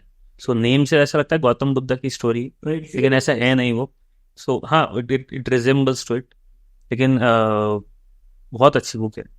मतलब और बुक्स पढ़नी चाहिए। मतलब मैं ये मानता हूँ कि मैं अच्छी बुक्स पढ़ता हूँ, चाहे वो अच्छा ये हैबिट मेरे को यूपीएससी से लगा था। मैं बिल्कुल बुक नहीं पढ़ता था भाई साहब, मेरी इंजीनियरिंग की बुक्स नहीं पढ़ी मैंने। वो सबके साथ होता है, सब क्वांटम से पढ़ते थे सब मेरे को engineering। बोले, मैं सिविल सर्विस की तैयारी करने गया और मेरे फादर बड़े भैया वगैरह बोलते हैं, वो भी इंजीनियर्स थे, तो ऑप्शनल में ऐसा कर इलेक्ट्रिकल चुन ले। अरे मैं कहा मजाक कर रहे हो मेरे साथ? बर्बाद हो जाओगे, कभी नहीं निकलेगी। तो मैंने फिलोसॉफी चुना था, तो philosophy has help me very good. मैंने अच्छे अच्छे फिलोसोफर्स को पढ़ा, इंडियन फिलोसोफर्स को पढ़ा, पॉलिटिकल फिलोसोफर्स को पढ़ा, तो वहां से मुझे बुक्स की आदत लगी है ना, वो फिलोसॉफी पर्टिकुलरली वहां से मुझे बुक्स है। वरना तो मुझे हिस्ट्री ज्योग्राफी पढ़ने की भी इच्छा नहीं होती थी। शुरू के 6 महीने मुझे स्टडी हैबिट में लग गए थे यार, जब यूपीएससी की तैयारी में मैं गया। तो रीडिंग हैबिट तो होनी चाहिए बुक्स, मतलब, और रीडिंग हैबिट तो बनानी पड़ती है। लिसनिंग हैबिट, रीडिंग हैबिट, ये सब बहुत मुश्किल से बनते हैं। We all are good hearer but not good listeners, है ना। तो listening habit is always good. अभी मैंने ये डेवलप करना शुरू किया, अभी मैं लिसनिंग हैबिट डेवलप कर रहा हूँ, 1 साल हो गया। पहले मैं listening habit does not mean कि आप किसी को सुन रहे हो या सही से सुन रहे हो, नहीं। Listening habit is very different thing. मैं और आप एक दूसरे को सुन रहे हैं but we are not listening to each other right now. तो ऐसा होता है। तो मैं अभी वो सीख रहा हूँ। बुक्स हैबिट तो मेरी रही है, अच्छी अच्छी बुक मैं मोस्टली ऐसी बुक्स ही पढ़ता हूँ। जैसे कॉन्शियस कैपिटलिज्म पढ़ा मैंने, that is a good book. उससे मुझे ये समझ आई कि मेरे कंज्यूमर के साथ मैं धोखा नहीं कर सकता। I will make profit out of it but I can not be false और चीट नहीं कर सकता। So I want to build a company which is consciously right. ये 2 बुक दोनों, अगर बिजनेस में जाना चाहते हो तो कॉन्शियस कैपिटलिज्म पढ़िए आप, बहुत अच्छी बुक है। ठीक है, बहुत ही अच्छा आंसर लगा। दोनों बुक्स मेरी टू डू उसमें आ गई हैं, क्योंकि मैं भी बुक्स काफ़ी पढ़ता हूँ। तो अभी तो ट्रैवल करके थोड़ा कम हो गया, Siddharth is very good book. Siddharth. ठीक है, अभी आप एक बात कर रहे थे कि we should be a good listener. तो मुझे लगता है कि आज की सोशल मीडिया की एज में वो चीज़ खत्म होती जा रही है, वो चीज़ खत्म होती जा रही है। और आपको मैं एक और इम्पॉर्टेंट, जैसे अभी मैं पॉडकास्ट भी रन कर रहा हूँ, तो जो एवरेज लिसन या व्यू टाइम वो भी बहुत कम है उसका, जबकि हम इतनी इंपॉर्टेंट इतनी अच्छी बातें कर रहे हैं। तो लोग मतलब आधा घंटा भी नहीं लगातार सुन पा रहे। नहीं, उनको रील की आदत है कि यार बस 5 मिनट में तो यार पॉडकास्ट में रील्स में ही सुन रहे हैं। एग्जैक्टली। सो होता है ऐसा। ये कैसा है कि हम पूरा पॉडकास्ट नहीं, अभी जैसे मैं और आप कन्वर्सेशन कर रहे हैं तो इसमें क्या सुनेगा, 30 सेकंड का तो रील, अच्छा जो पार्ट होगा वो एडिट करके डाल देगा, जबकि वो ये भूल जाएगा इसके आगे और पीछे कुछ रिलेवेंट बोला गया होगा जिससे ये लाइन है। जैसे ऐसा बहुत बार फिर इसकी वजह से मिसकंसेप्शंस भी मार्केट में जाते हैं, एक लाइन को यूज कर लेते हैं देन वो। तो reels can be very dangerous, they can be very misleading. तो मतलब knowledge if not gain sufficiently is harmful, little knowledge is very dangerous, है ना। या तो आप लो ही मत, जानो ही मत रास्ता, और जानो तो फिर सही से जानो, है ना। तो इसलिए this is not good for us. और ये सब भी ट्रेंड बस्ट होंगे। देखिए ना, हम पहले टेस्ट मैच चलते थे, फिर वनडे आ गए, अब T20, पता चला अब तो सिक्सर आएंगे 6-6 ओवर की। तो वैसे ही मूवीज के लिए भी यही है, पहले हर मूवी 3 घंटे 4 घंटे की होती थी। हाँ, I am a movie lover, मुझे बड़ी मूवीज पसंद है। मेरे को मूवी की हैबिट 10th क्लास से लगी थी। मेरे को कोई वीडियो गेम्स नहीं पसंद, मेरे को गेम्स भी इतने नहीं पसंद थे। मैं कैरम प्लेयर हूँ, तो मेरे को सिटिंग चीज़ें अच्छी लगती, तो मेरे को मूवीज पसंद आई। मैं बहुत मूवीज देखता था, मतलब I was known to be as Wikipedia of movies in my college. So कोई को भी अच्छी मूवी देखने थी मुझे आके पूछता था। Movies are good. देन उसके बाद सडनली लोग यूट्यूब जैसे छोटे आधा घंटा, देन धीरे धीरे फेसबुक पे 2-2 मिनट के, फिर धीरे धीरे इंस्टाग्राम आ गए तो 30 सेकेंड। लोग इस पे चले गए, यानी कि हम वी आर एडिक्टेड, है ना। हमें जल्दी जल्दी पुश करना चाहिए, तो इससे हमारे वो भी, ये सब भी खत्म हो रही सहनशीलता। मतलब we are not ready to listen to anything. ज़्यादा ज्ञान देता है तो हम उस लिटरली टोक देते, ज्ञान मत दे। लोग इसलिए सुनना ही नहीं चाहते।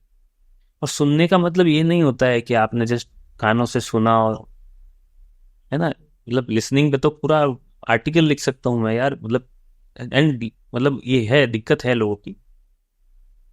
तो listening is a different thing from hearing. मतलब आप सुन रहे हो एक साउंड को, एक वॉइस को, and then you are listening to sound. जैसे आप आध्यात्मिक बनोगे तो आप लिसन करते हो, आप भजन सुनते हो ना, तो आप लिटरली उसको सुनते हो। आप किसी गुरु को सुनते हो तो आप सही में उसको सुनते हो ना? सुनना चाहिए लोगों को, एटलीस्ट लिसन करना चाहिए। अब लास्ट क्वेश्चन ये है कि अगर आप ऑडियंस से कुछ कहना चाहें कंक्लूड करने के लिए, 1 मिनट 2 मिनट जो भी हो, तो आप कैमरे में देख के कंक्लूड कर सकते अब डोंट डाउट प्रोसेस्ड फूड। आप अच्छा प्रोडक्ट देख के लें, एंड मतलब don't trust the open market. Unorganized market is not good. India is growing economy. We all have to move toward the processed market. ऐसा नहीं है कि हर प्रोसेस मार्केट खराब है। लोगों ने प्रोसेस्ड फूड को थोड़ा गलत टैग कर दिया है। सी,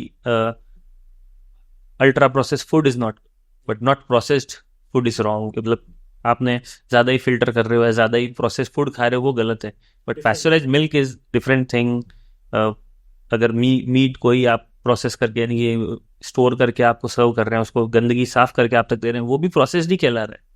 लेकिन वो प्रोसेस में प्रोसेस नहीं है, वो आप तक अच्छे में पहुंच रहा है। सो दोनों में डिफरेंस है।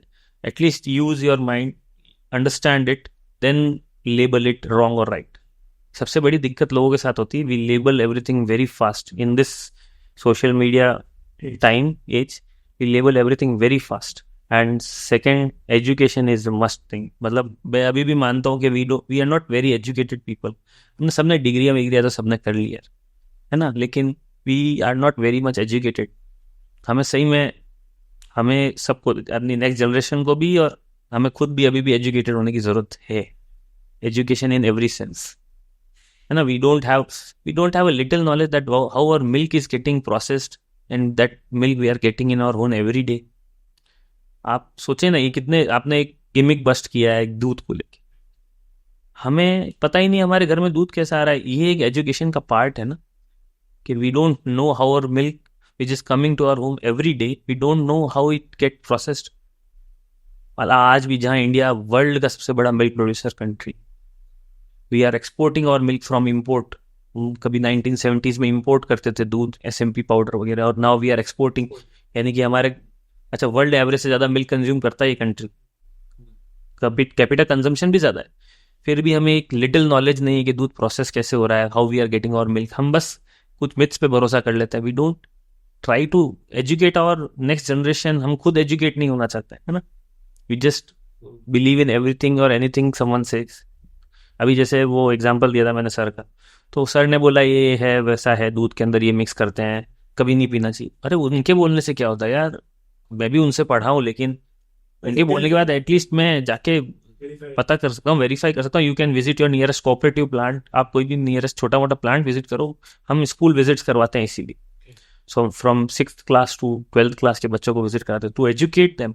और इसी मोटो से, हमें कोई मार्केटिंग नहीं करना, हम उनको यही मोटो से एजुकेट करते हैं कि यू मस्ट नो कि आपका दूध कैसे आ रहा है। देखो अभी तक है ये लैक्टोज इंटॉलरेंसी और ये वीगन का जमाना बड़े शहरों में आया सा है ना, अभी तक हमारे छोटे शहरों में ये बीमारी पहुंची नहीं है। तो हम उनको इसलिए एजुकेट करते हैं कि एटलीस्ट एक जो बेसिक नॉलेज आपको होना चाहिए कि आपके घर में जो दूध रोज आ रहा है वो प्रोसेस कैसे होता है। कम से कम कल को आप कोई गलत नॉलेज ना लेके बैठो इसलिए। ठीक है, तो thank you so much sir for doing this podcast and inviting us here. Sir ने हमारा बहुत ध्यान रखा, है ना। और जो सर की बातें अगर आप लोग सुन रहे हैं और उनको फॉलो करें तो कोई भी बिजनेस बिल्ड कर सकता है। बस आपको कुछ इंपॉर्टेंट पॉइंट्स का ध्यान रखना है। And just don't need money in your pocket, है ना। पैसा तो लगता है, लेकिन you don't need money in your pocket to build a business. Exactly, हाँ, बस इच्छा होनी चाहिए करने की और आपका विजन क्लियर होना चाहिए। जैसे आपने बोला ना कि रिसर्च करके रखो और फिर करो बिजनेस। वक्त आएगा, राइट। मैंने आपको एक स्टोरी भी सुनाई थी हमारे पॉडकास्ट से पहले ना, वक्त आएगा, पर उस दिन के लिए आप तैयार होने चाहिए। अपॉर्चुनिटी जिस दिन आएगी आप तैयार नहीं हो तो बारिश हो जाएगी और सीट शो नहीं होगा तो फिर कुछ भी नहीं।